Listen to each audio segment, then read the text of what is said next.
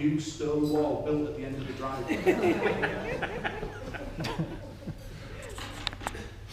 The car hit the wall, there was a flurry of stone and cement flying, and the smell of petrol fumes and burning tyres. It was here that I learned what a vast knowledge of the 4-letter words in the English language Graham had. And how good he was at shouting with me. Like a good pupil, I thanked Graham for the lesson and told him I was feeling much more confident now.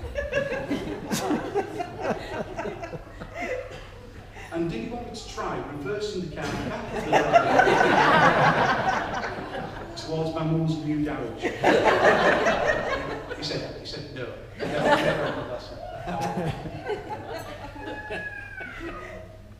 So I'd like to finish today by saying how lucky I am to have had a brother like Graham. It's not supposed to be a joke. We've been through some happy times and some tragic losses together. Claire is not just a beautiful lady, she's also a fabulous person. And I hope we both have a very happy life together. Yeah. I've got a gift. Rather gift, whatever you want to call it. It's amazing what you can buy on the internet these days. Claire, this is something that Graham used to enjoy doing on his own. Is it a Rubik's Cube? As a younger man, it gave him a lot of pleasure and satisfaction. Is it a Rubik's Cube? On a good day, it would take him 20 or 30 seconds to finish. Oh, it's a Rubik's Cube! It's way ahead of us. She's not going to ruin the punchline. But it used to make his wrist ache. Graham, this is something it would be nice to do together with your wife now.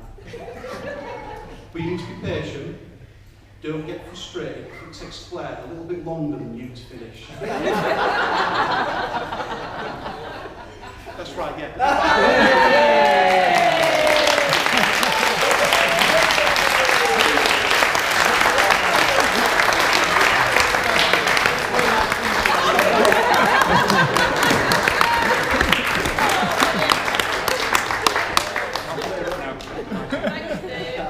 Now it's up to Paul.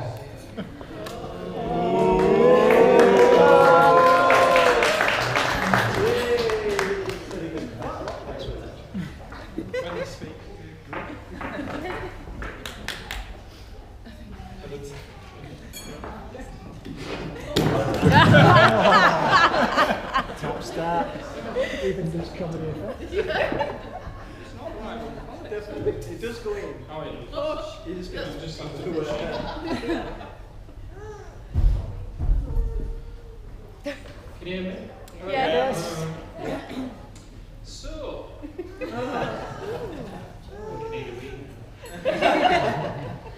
thank you, Steve. Now, I'm quite pleased to be the middleman of this speech. Could go either way. It's a great privilege to be one of Mr. Snip's best men, and having spent the formative years of our youth together, I'm sure he's going to continue to... Oh, it's died. Oh.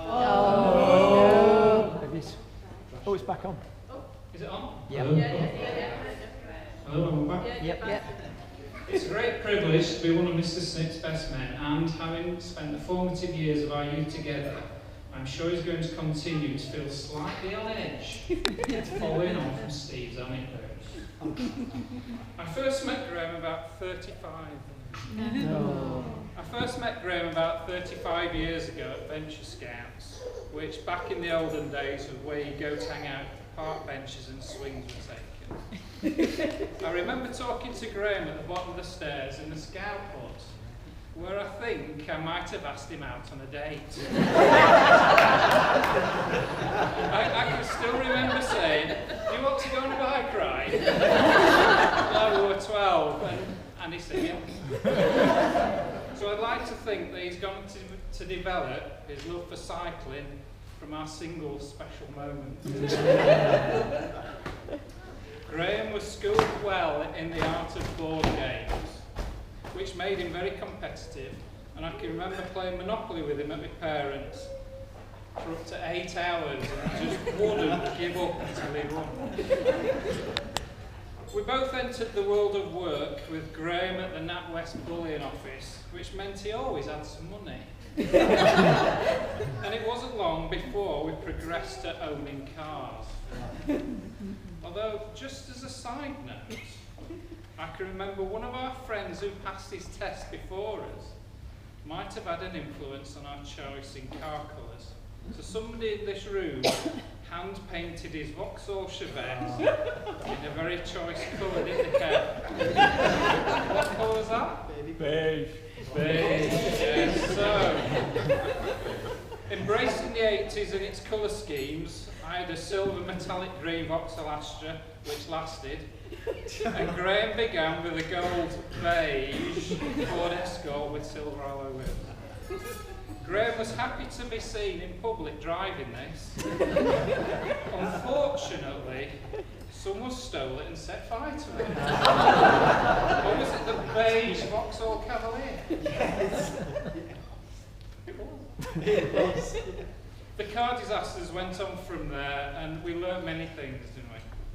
Whilst I was the slim king of one car and perfect harmony, Graham was the chubby king of disaster with many crashed, stolen, towed, blown up and blown up again. Perhaps that was why I wanted to be a fireman. Needless to say, we had a fairly misspent youth, the majority of which revolved around cars and fixing stuff. Yeah. He always had, and still has hopefully, the right tool for the job. Graham, as many of you may be vaguely aware, quite likes things to be done in a certain way. And to make sure it is right and documented accordingly, usually in a pie chart. His ability to cope with disasters is testament to Graham's resilience and determination, which is something that has always been an inspiration. This perseverance of Graham's has shone through, and after very much Graham-like deliberation, cogitation, consternation, he finally put all his car issues to bed, settling on his trusty Saab estate, silver beige, where you can only buy spare parts for it from a camping shop. I know he loves this car very much, not quite as much as he loves Claire, and thankfully there wasn't as much deliberation on Claire's front. Anyway, being in Venture Scouts was a great time in our lives. We made many friends, and indeed some of them are in this room today. We had many adventures, driving, cycling, camping, skiing, hiking, and penthouse partying. I'd like to think that these formative years helped to shape Graham's obvious ability to perform to an audience. Seeing Freddie Mercury live with Queen at Nebworth Park clearly influenced his speech today. His love of innuendo, and indeed his chest hair has always certainly rivaled Freddie's. Thankfully though, there is no sign of the tight Castlemaine shorts, which were a staple diet of our wardrobe in the 80s. Whatever Graham does, he gives it his full commitment, and he usually turns out to be brilliant at it. Whether skiing on upturned yard brushes at Harrogate Ski Slope, or black runs in the French Alps. Graham always gives it his best shot, regardless of how long it takes to get there, as Claire will be more than aware. So what did we learn from this time in our lives? Well, driving cars around tents in a field in Appletree where it upsets the locals. Castlemaine shorts are best left in the past.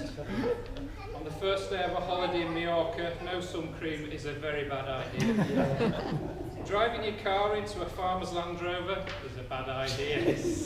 But marrying Claire is, and always will be, a great idea.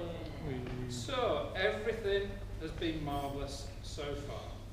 Made perfect by lots of people, but by but particularly by two ladies who made today incredibly special. The beautiful flower girl Eleanor, and Claire's absolute right-hand woman, Debbie, the maid of honour.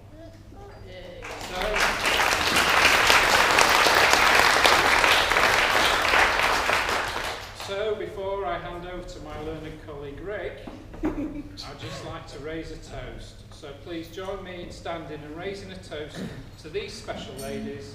Ladies and gentlemen, Eleanor and Debbie. Eleanor and Debbie.